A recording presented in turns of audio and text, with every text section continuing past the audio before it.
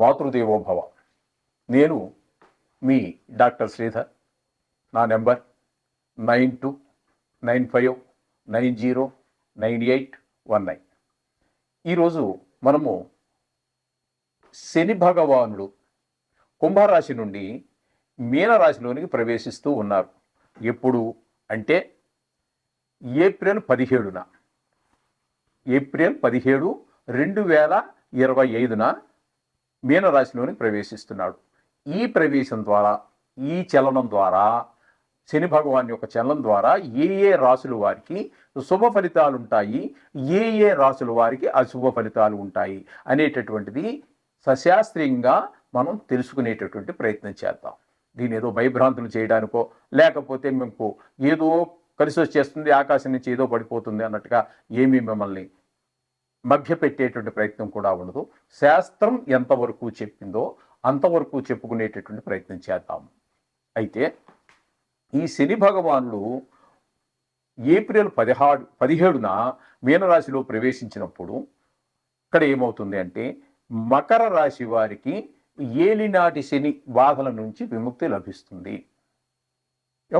అట్లాగే మనకి వృశ్చిక రాశి వారికి ఏలినాటి శని మకర రాశి వారికి విముక్తులవుతున్నారు.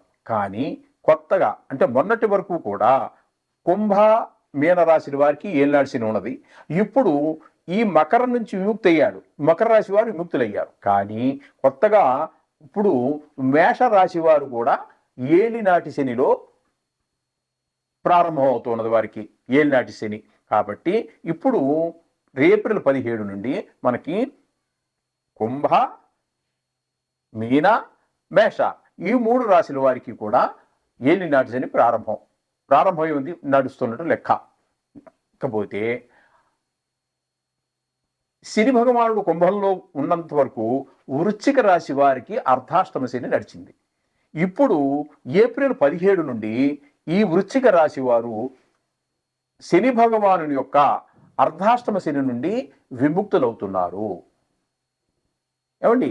అయితే వీరు విముక్తులయ్యారు సరే, కానీ ఇక్కడ ధనురాశి వారు ఏలినాటి శనిలో అర్ధాష్టమ శనిలో ప్రవేశిస్తూ ఉన్నారు. ఏమండి? వృశ్చిక రాశి వారికి విముక్తి అయింది, ధనురాశి వారికి ప్రారంభమైంది.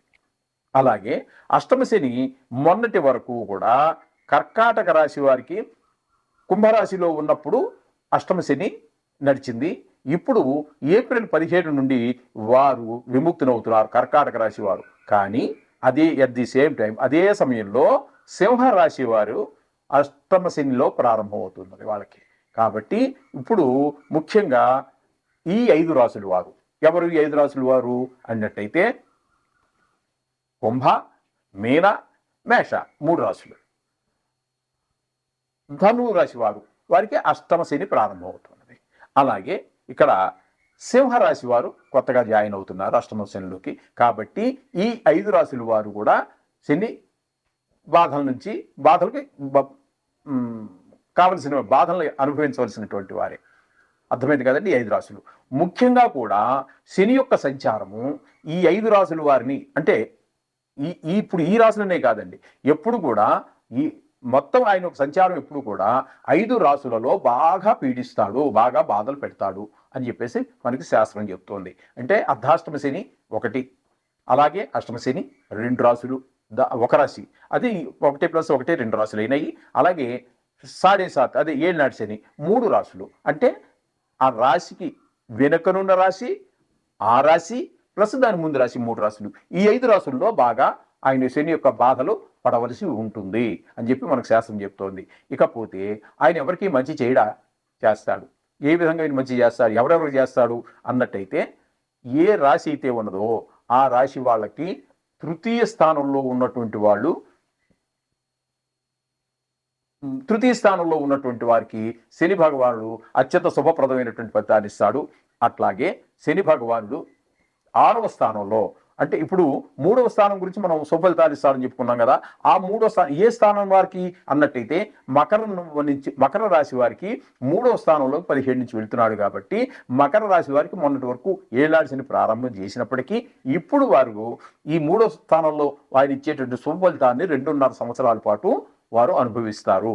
అలాగే 6వ స్థానంలో వారికి కూడా చాలా శుభప్రదమైనటువంటి ఫలితాలు ఇస్తాడు.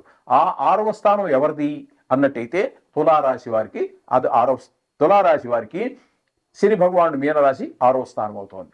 కాబట్టి ఈ 6వ స్థానంలో ఈ తులారాశి వారికి అత్యంత శుభప్రదమైనటువంటి ఫలితాలన్నీ కూడా తులారాశి వారికి ఇస్తాడు. అట్లాగే ఇకపోతే 11వ స్థానంలో వారికి ఎవరు 11వ స్థానానికి అవుతారు అన్నట్టయితే ఇక్కడ మనం చెప్పుకోవాల్సి వస్తే ఇక్కడ మనకి వృషభ రాశిని మనం పరిగణలో తీసుకోవాలి. వృషభ రాశి వారికి ఇప్పుడు ఏకాదశంలో అంటే ఏప్రిల్ 17 నుండి ఏకాదశంలో ప్రవేశం చేస్తున్నారు కాబట్టి వృషభ రాశి వారికి కూడా శని భగవానుడు చాలా శుభాలు, ఇప్పుడు ఏదో కొన్ని నైసర్గిక శుభగ్రహాలే శుభాలు కలిగిస్తాయి, నైసర్గిక పాపగ్రహాలు అశుభ ఫలితాలు ఇస్తాయి అనేటటువంటి మాట తప్పండి. వారు ఉన్న స్థానాన్ని బట్టి వస్తూ ఉంటాయి. గురువు అత్యంత శుభప్రదమైనటువంటి గురువు తగిన స్థానంలో ఉన్నప్పుడు ఎంత శుభ ఫలితాలు ఇస్తారో ఈ అశుభ ఫలితాలు కూడా ఆ గురునికి ఏమాత్రము, శుక్రునికి ఏమాత్రము, బుధునికి ఏమాత్రము తీసిపోయినటువంటి సుఫలితాన్ని కూడా వారు ఉన్నటువంటి స్థానాన్ని బట్టి ఫలితాలు ఇస్తూ ఉంటారు. కాబట్టి ఇప్పుడు ఈ ముగ్గురికి అన్నట్టయితే వృషభ రాశి వారికి, తులారాశి వారికి, మకర రాశి వారికి అత్యంత శుభప్రదమైనటువంటి ఫలితాలన్నింటినీ కూడా శని భగవానుడు అందించబోతున్నాడు. ఇక మిగతావన్నింటిలో కూడా శుభ అశుభాలు ఉంటాయి. అయితే అంత మిగతా ఇప్పుడు మనం చెప్పుకున్నటువంటి సాడే సాత్విక అంటే 7.5 సంవత్సరాలకు సంబంధించినటువంటి 3 రాసులు అర్ధాష్టమ అష్టమ కాకుండా అవి 5 రాసులు, శుభఫలితాలు ఇచ్చేట 3 రాసులు పోగా ఇక మిగతా 4 రాసులు ఉంటాయి. ఆ రాసులు వాళ్ళకి శుభ అశుభ ఫలితాలు లేకపోతే చూసి చూడనట్లుగాను అన్నట్టుగా ఉంటుంది ఫలితాలన్నీ కూడా ఈ శని భగవాన్ యొక్క ప్రభావం వల్ల. ఈ విధమైన ఫలితాలన్నీ కూడా మనం శని గురించి ఎప్పుడు ఎక్కడ చెప్పుకున్నా కూడా ఈ ఫలితాలు మనం చెప్పుకోవాలి. అయితే ఇప్పుడు మనము ఒక్కొక్క రాశి గురించి వివరంగా చెప్పుకుంటాం. 4వ స్థానంలో శని యొక్క ప్రభావం ఏ విధంగా ఉంటుంది అన్నట్టయితే దీన్ని అర్ధాష్టమ శనిని కూడా ఇందాక మనం చెప్పుకోవడం జరిగింది కదండి. ఈ అర్ధాష్టమ శని ఎవరికని చెప్పుకున్నాం మనం అంటే ఇక్కడ ధనురాశి వారికి అని మనం చెప్పుకోవడం జరిగింది. ఈ ధనురాశి వారికి ఏ విధమైనటువంటి ఫలితాలు ఉంటాయి అన్నట్టయితే